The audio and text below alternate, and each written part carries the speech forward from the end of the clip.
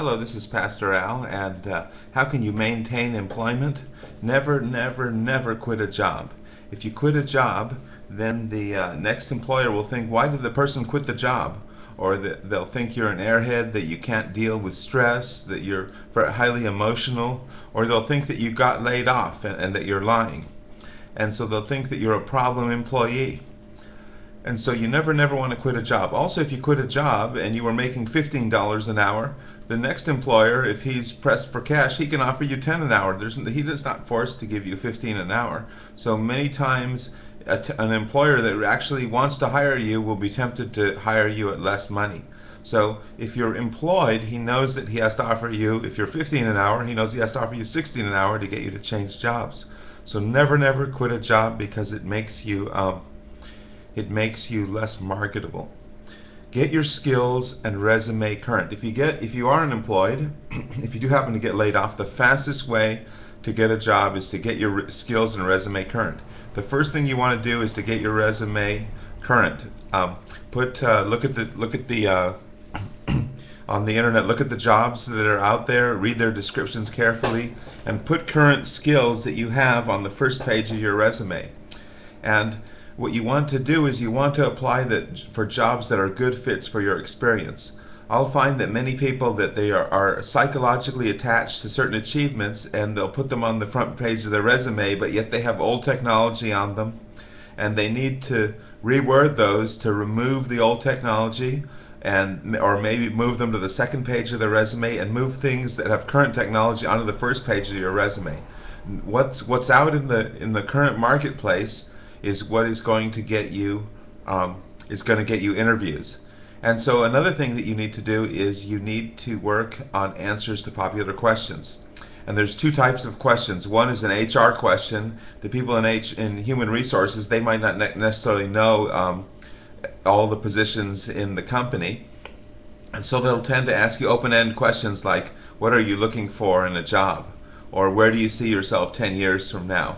Or tell me a difficult situation you were in and how you overcame. Or tell me what you're weak in. And they'll ask you these open-ended questions about your goals and your motives. And you have to be able to answer those questions as well as the technical questions that you'll be asked by the actual manager and his staff that will be related to the actual job position. So you have to prepare two types of questions. You have to prepare your motive questions and also the HR questions, the open-ended questions, personal questions, and you also have to be able to answer direct, specific questions about the job. And you might want to consider taking a weekend class to get your skills current faster. If you've been in a job for many years, and see if you can just take a weekend class on something. You'll be able to present and talk about the current technology and the current marketplace, and it makes you look very, very valuable in the employer's in the eyes of the employer. Many times I'll get a new version of a software and I'll play around with it on my PC at home. And then when I go on an interview, I tell them new things about the new software that they haven't yet installed, and it makes you look really, really good. They think this person's going to move the company forward. He already knows what the next version is and what we need to do to get there. It takes 3 to 5 interviews to get warmed up. So many people, they'll go on an interview, they'll get shot down, they won't get a job offer. They'll go on another one, they won't get a job offer, and then they'll start doing things like they'll start saying, well, maybe I should go back to school. Or maybe I should take a job in another career. I can easily get a job here at the local supermarket. I have a cousin that works over there, and he can give me a good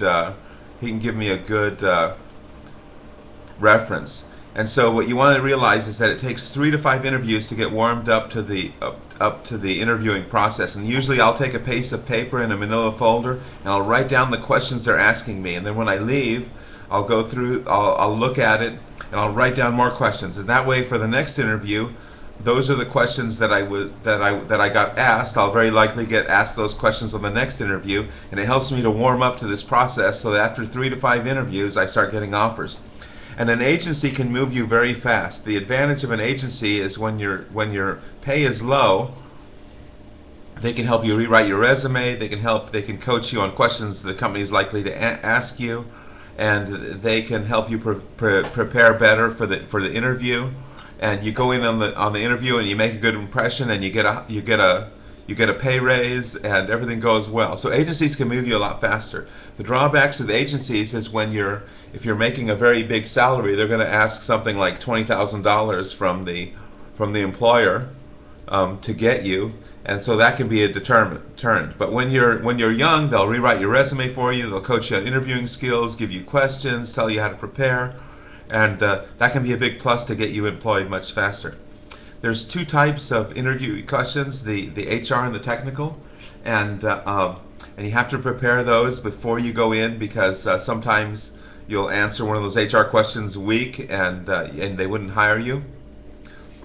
Now, it's very interesting is that on the resume, the HR people, they will scan through the resumes that they get emailed, and they'll look for the education and the experience. But when you actually go in person and you interview with the manager and his staff, they're more interested in your personality and your experience. So they'll say, oh, you graduated, that's fine. They don't really care too much about the education, just that you graduated. But they want to know that you have a good personality, that you fit in with the group. And so your ability to get the job to get the job really depends on you being a nice person and being polite and saying sir and Mr. Smith and Mrs. Adams, and being very, very polite and courteous, and being confident and answering the technical questions with a lot of detail, and being very, very nice. The faster you move, the better chances you have of getting a job. On several occasions I've been laid off, and on 3 occasions I got a job the next week. And the way I did that was, the day I got laid off, I rewrote my resume. The very next day I sent it out to several companies, and the next week I was interviewing for jobs, and I'd get one of the offers. And so if you move very fast, you can get a job, and very quickly, and even at a raise. And so I'd be asked, well, why are you leaving this company? And I'll say, well, the drive is far, and since they've given me a couple of weeks severance, I'm still on the payroll for a couple of weeks, so I'm not really lying. And so they paid me for 2 weeks, and I had a week off, and I ended up getting an extra week's pay out of the whole thing. And so those times that I did that, I actually got raises. And so the faster you move, the better chance you have of getting a job with more pay. If you wait many months and you take a long course at some college, and you think, well, I'll interview later, then chances are it's going to be very hard for you to get a raise, because they know you're unemployed. They know you'll take whatever they offer you. So this has been Pastor Al. I hope this has been of some help. Have a nice day. Bye-bye.